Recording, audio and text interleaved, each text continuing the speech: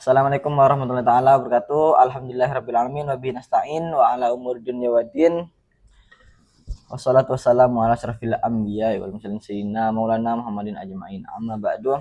Yang saya hormati Al-Mukarram Yai Hasan Mutawakkil Allah SHMM selaku ketua dan pengasuh Pondok Pesantren Zainul Hasan Genggong. Yang saya hormati Rektor Universitas Islam Zainul Hasan Genggong, Asosiat Profesor Dr. Abdul Aziz Wahab BAMAG, dan yang saya hormati Ketua Dekan Fakultas Tarbiyah Dr. Ahmad Humaydi MPDI, dan yang saya hormati Kaprodi Pendidikan Agama Islam Kustiana Arisanti MPD, dan yang saya hormati dosen pengampu Ustadzah Umi Lailatul Maghfirah MPD.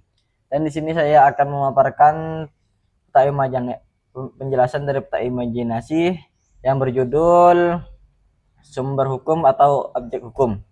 Dan di sini yang pertama adalah ada pencipta hukum yang bisa disebut al-hakim. Di sini ada 3 perspektif. Yang pertama ada dari Ahlus Sunnah wal Jamaah, bahwasanya sumber hukum hanya berasal dari Allah Subhanahu wa taala dan akal manusia hanya untuk memahami, bukan menciptakan hukum. Dan kebaikan atau keburukan itu terwujud setelah adanya perintah atau larangan dari syariat. Dan yang kedua adalah dari Mu'tazilah. Mu'tazilah berpendapat bahwasanya hukum bisa ditetapkan oleh akal manusia. Akal manusia itu mengetahui baik dan buruk tanpa wahyu. Namun wahyu juga diperlukan sebagai petunjuk dan penguat. Dan pendapat yang ketiga ada Asy'ariyah. Bahwasanya itu Allah Subhanahu wa taala yang menciptakan hukum dan menetapkan hukum. Akal tidak memiliki kapasitas untuk menentukan baik dan buruk secara mandiri.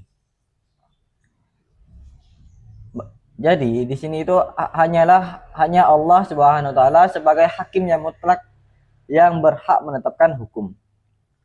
Dan yang kedua ada objek hukum yang bisa disebut al-mahkum bih. Al-mahkum bih adalah perbuatan seorang mukallaf yang menjadi sasaran hukum syariat, yaitu adalah tindakan manusia. Perbuatannya itu harus jelas dan diketahui oleh pelaku, si mukallaf. Perbuatan dapat dilakukan atau ditinggalkan sesuai syariat.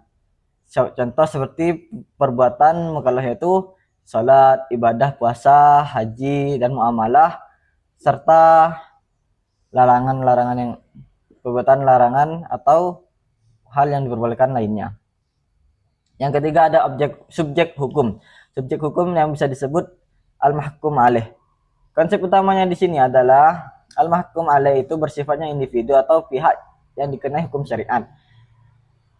Dikenal sebagai subjek hukum atau hukum yang bisa disebut diberikan pada seorang mukallaf.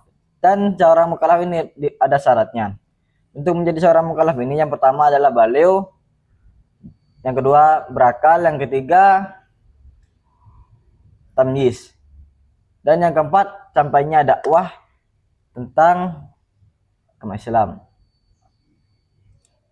Dan yang di sini yang keempat adalah hukum syarak dan pembagiannya. Di sini ada beberapa hukum syarak. Yang pertama ada wajib, ada sunnah, ada mubah, ada makruh, ada haram. Jadi ada 5 pembagiannya. Yang pertama itu adalah wajib. Wajib adalah ketika kamu melakukan dapat pahala, ketika tidak melakukan mendapatkan dosa. Terus yang sunnah, hal yang dianjurkan, dikerjakan untuk mendapatkan pahala, tidak dikerjakan itu tidak berdosa. Yang ketiga adalah ada mubah, hal yang diperbolehkan. Kalian itu bebas memilih. Tidak ada pahala ataupun dosa di hukum ini. Jadi kalian itu bebas mau memilih yang mana. Melakukan iya, tidak melakukan iya. Dan juga di sini ada makruh. Makruh adalah sebaiknya untuk dihindari. Ditinggalkan dapat pahala dan apabila dilakukan tidak berdosa. Yang terakhir ada hukum haram. Hukum haram ini jika dilakukan itu mendapatkan dosa dan ditinggalkan itu mendapatkan pahala. Dan itulah rangkaian yang dapat saya sampaikan terkait peta imajinasi yang saya buat seperti ini. Kurang lebihnya apabila ada salah kata maupun salah ucapan, mohon maaf. Assalamualaikum warahmatullahi taala wabarakatuh.